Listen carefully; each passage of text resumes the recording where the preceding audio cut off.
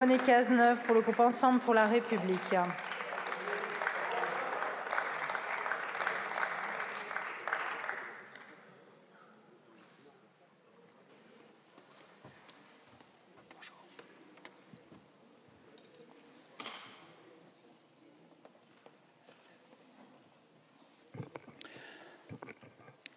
Madame la Présidente, Monsieur le Premier ministre, Mesdames et Messieurs les ministres, mes chers collègues, nous pensions naïvement, je dois l'avouer, que la censure du gouvernement Barnier avait servi de leçon aux apprentis censeurs.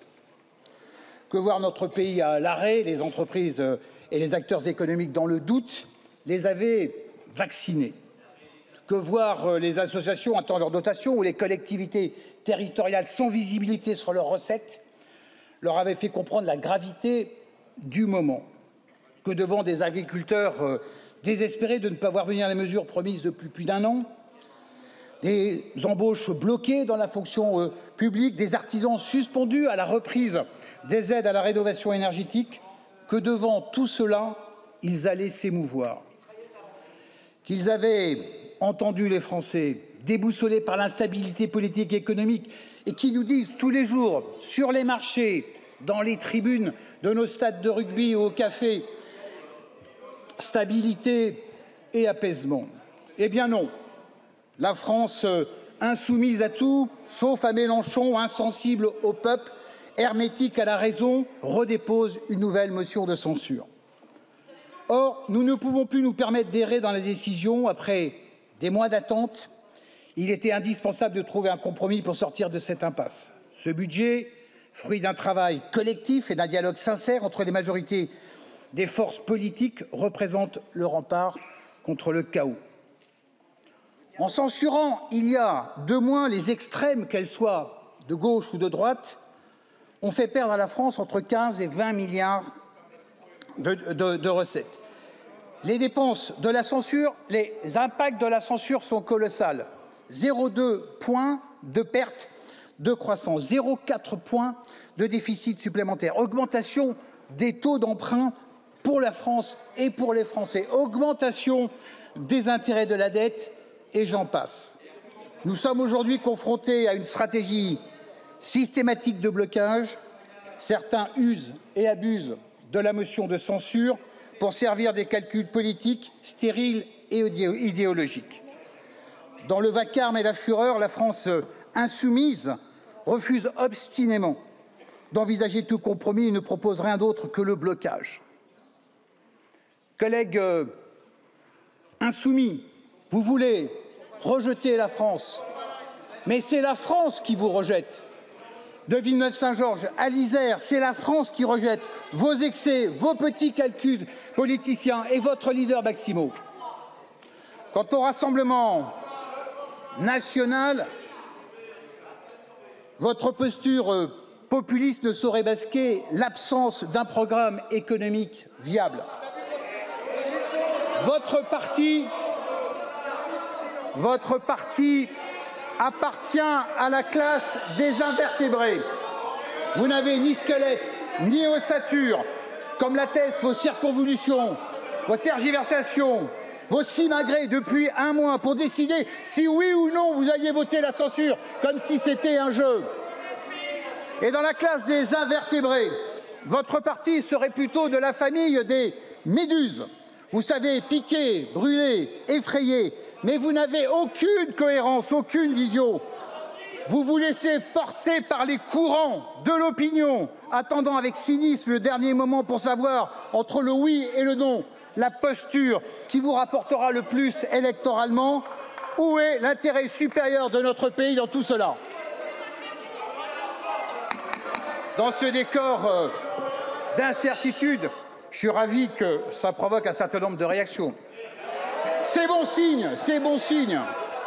Se faire agresser, se faire insulter par le Rassemblement national et par la France insoumise, c'est toujours un gage de sécurité. Dans ce décor d'incertitude, chers collègues, il nous faut plus que jamais faire preuve de lucidité et de responsabilité. Nous sommes parvenus à un accord lors de la commission mixte paritaire sur le budget. C'est un fait inédit depuis 15 ans, et c'est probablement la première fois sous la Ve République qu'une CMP sur le PLF est conclusive entre deux chambres qui n'ont pas la même couleur politique. Nous avons su faire des compromis essentiels pour notre pays. Ce budget est imparfait, mais je préfère voir le verre d'ammoniac à moitié plein et nous l'assumons. Il n'est ni de gauche, ni de droite, ni du centre. Il est le budget pour faire redémarrer notre pays. Ce compromis, élaboré avec les groupes de la droite républicaine, du MoDem, d'Horizon et la majorité au Sénat, avec les ministres Éric Lombard, Amélie de Montchalin et notre rapporteur David Amiel, est un acte de responsabilité fort. Alors, qu'y a-t-il dans ce budget? D'abord, il concrétise un soutien sans faille et le respect de nos engagements sur les lois de programmation, sur nos politiques régaliennes, la défense, l'intérieur et la justice. Nos choix préservent aussi le financement de l'université, de la recherche, de la transition écologique et de l'innovation. Nous avons également protégé les classes moyennes en refusant toute hausse de prélèvements qui menacerait leur pouvoir d'achat et le retour de la croissance. Nous avons aussi essayé de ménager au maximum les entreprises, qu'elles puissent continuer à se développer et investir dans leur avenir sans être écrasées par une fiscalité trop lourde. La France n'oublie pas de soutenir ceux qui font vivre le pays au quotidien. Notre groupe Ensemble pour la République a participé activement à l'élaboration de ce budget avec de nombreuses mesures, pour n'en citer que quelques-unes. David Amiel sur la fiscalité électricité, Paul Midi sur les jeunes entreprises innovantes, Jean-Luc Fugit sur les véhicules électriques, Anaïs Glemer sur l'habitat indigne ou encore Mathieu Lefebvre sur les chambres des métiers et de l'artisanat. Tous ont œuvré à l'amélioration de ce budget. L'accord en CMP marque par ailleurs la concrétisation des promesses faites depuis un an aux agriculteurs, mais retardées par la censure votée par le Rassemblement national et la France insoumise. Annulation de la hausse de taxes sur le carburant agricole, facilitation de la transmission des exploitations aux jeunes agriculteurs, allègement de la fiscalité sur les terres agricoles, soutien renforcé en cas de catastrophe climatique ou sanitaire, et les censeurs voudraient encore faire attendre nos agriculteurs. Sensible à la détresse des viticulteurs du Gers, j'ai œuvré pour la création d'un fonds de transformation destiné à moderniser les caves coopératives, un maillon essentiel de nos filières agricoles. Cette mesure vient compléter les 20 millions d'euros déjà votés dans la loi de fin de gestion 2024 pour soutenir les viticulteurs sinistrés. Les engagements pris par Gabriel Attal, alors Premier ministre, sont désormais tous tenus. Ils témoignent de notre volonté sans faille de soutenir l'agriculture française, secteur au cœur de notre souveraineté. Ce budget, enfin, traduit notre volonté de réduire nos déficits. C'est une question économique et morale, pour reprendre les mots de notre Premier ministre François Bayrou.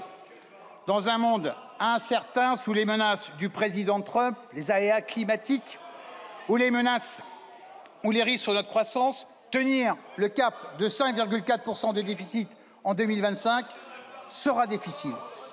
Mais nous devons absolument y arriver. Et qu'on ne nous parle pas d'austérité.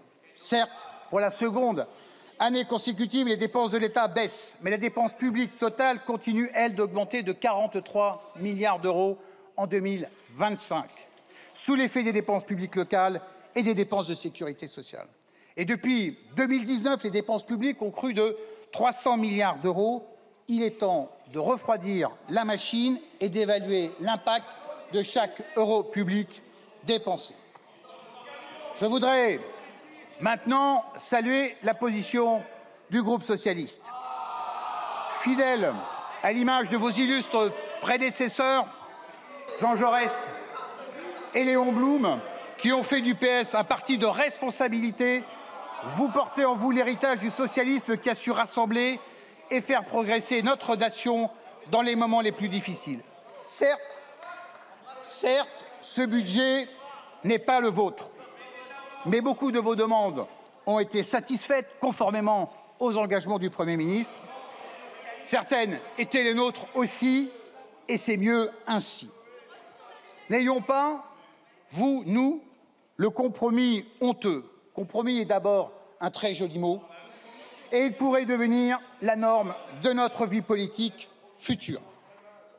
Mesdames et messieurs, chers collègues, en conclusion, il est grand temps de mettre fin aux discours vains et aux oppositions stériles qui ne font qu'aggraver la situation budgétaire de notre pays. À l'heure où la Chine et les États-Unis accélèrent, arrêtons de nous regarder le nombril. Un pays sans budget est un pays affaibli, un pays qui renonce. Avec cette motion de censure, vous nous condamnez tous. Les Français, les Françaises n'en peuvent plus de postures partisanes qui affaiblissent notre cohésion et freinent le progrès. Ce budget représente le seul chemin vers la stabilité et l'apaisement. Les Français salueront ce travail collectif, fruit du dialogue sincère entre les forces politiques qui, malgré leurs différences, ont choisi de placer l'intérêt général au-dessus de tout. Il est l'expression de notre volonté commune de répondre à l'urgence. Les Français comprendront un budget qui a le mérite d'assurer la continuité de nos politiques publiques et de tenir le déficit à 5,4 %. Chers collègues, ne laissons pas le vacarme des passions, nous en avons eu ces dernières minutes un exemple formidable, étouffer l'espoir et la volonté de progrès de nos concitoyens. Ensemble, faisons le choix de la raison et de la stabilité. Ne votons pas cette motion de censure. Merci. Merci beaucoup, monsieur le député. Merci. La parole est à présent